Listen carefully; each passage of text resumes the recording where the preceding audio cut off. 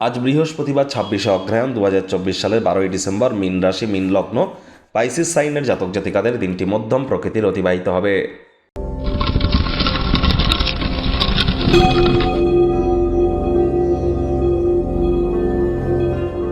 ভিডিওটির শুরুতে স্ক্রিনে আপনারা দেখতে পাচ্ছেন বৃহস্পতির বীজ মন্ত্র ওম গ্রাং গ্রিং গ্রৌং স গুরবে নমঃ। এটি সকাল দুপুর সন্ধ্যা ৩ বেলায় ১০৮ বার জপ করুন, অত্যন্ত উপকৃত হবেন। কারণ বর্তমানে কিন্তু বৃহস্পতি বক্রিয় আছে এবং চন্দ্রের নক্ষত্র রোহিণী নক্ষত্রে গোচর করছে। আর এর সাথে সাথে কিন্তু বৃহস্পতি অতিচারীও হয়েছে। তাহলে অবশ্যই যদি দীক্ষা গ্রহণ না করে থাকেন, দীক্ষা নিয়ে নিন।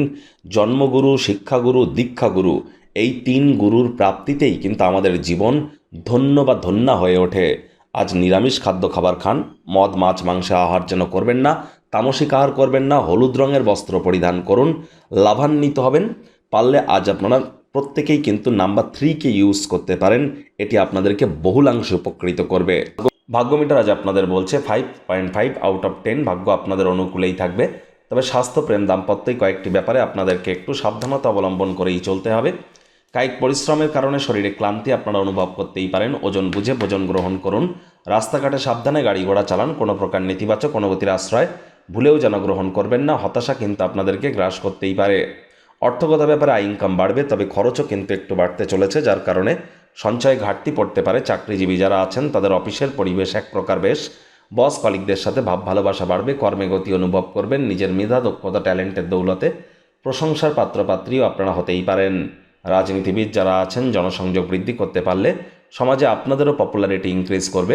শিক্ষার্থী বিদ্যার্থীদের পড়াশোনায় মনোযোগ আরও বৃদ্ধি করতে হবে উচ্চশিক্ষার জন্য। যারা বিদেশ যাত্রার কথা ভাবছিলেন, ভাগ্যদেবী আজ আপনাদের পক্ষে নেই। সন্তান সন্ততি থেকে থাকলে তাদের দিকে কঠোর সজাগ দৃষ্টি বজায় রাখুন। হাউসওয়াইফ যারা আছেন দিনের শুরুটা তাড়াতাড়ি করুন। প্রেমিক প্রেমিকা, স্বামী স্ত্রী উভয়ের ক্ষেত্রেই বলবো, ফুল ফুটুক আর না ফুটুক, আজ আপনাদের প্রেমের বাগানে বসন্ত। দিনটিকে যতটা সম্ভব রোম্যান্টিক করে তোলা যায় সেই প্রচেষ্টা তো আপনারা করতে পারেন। তবে পরসমালোচনা, পরচর্চা, পরনিন্দা, রাগ, বিদ্বেষ, হিংসা, ঘৃণা, অহংকার বা নেতিবাচক অনুভূতির আশ্রয় নিলেই হতাশা কিন্তু আজ আপনাদের গ্রাস করতেই পারে। আগেও কিন্তু বলেছি, মনে রাখবেন আপনি ভয়রূপী ভয়ঙ্কর এক দৈত্যের সাথে লড়াই করছেন। কে সেই দৈত্য তাকে ইমিডিয়েট খুঁজে বার করুন, তা না হলে নির্মম শিকারে কিন্তু আপনারা পরিণত হতেই পারেন।